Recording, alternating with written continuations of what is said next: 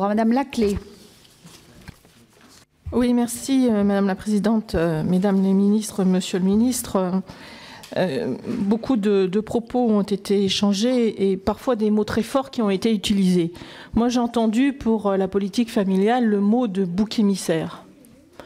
Alors, je voudrais peut-être qu'on sache les uns et les autres raison garder. L'effort qui est demandé, un effort c'est toujours peut-être trop, mais c'est 700 millions d'euros sur 50 milliards. Ça fait environ 1,3%. Voilà. Alors c'est toujours trop. Il faut sûrement trouver les moyens que ce soit le plus juste possible. Le débat est peut-être ouvert, mais je crois que sur les termes, il faut quand même mesurer, me semble-t-il, les mots employés. De la même manière, j'ai entendu, il n'y a pas de réforme structurelle.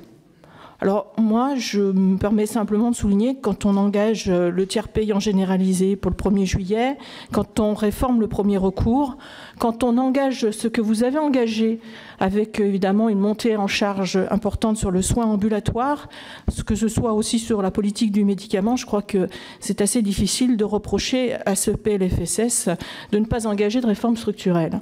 Enfin, vous me permettrez de souligner, ce sont 3 articles qui se suivent, mais qui me semblent importants, le 37, le 38 et le 39.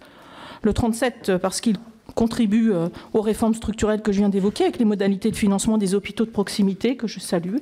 Le 38, parce qu'on dit que la famille serait touchée, mais en tout cas, l'avantage maternité...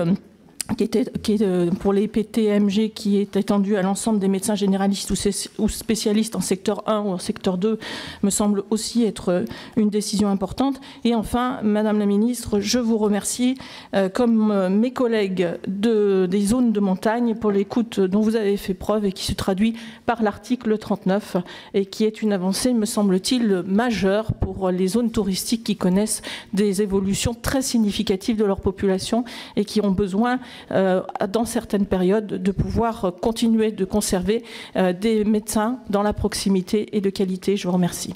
Merci.